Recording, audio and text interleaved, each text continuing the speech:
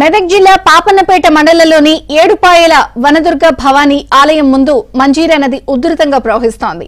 Singur project 3 గేట్లు ఎత్తి కిందకి నీటిని విడుదల చేయడంతో వనదుర్గ ప్రాజెక్టు దగ్గర నీటి ప్రవాహం పెరిగింది.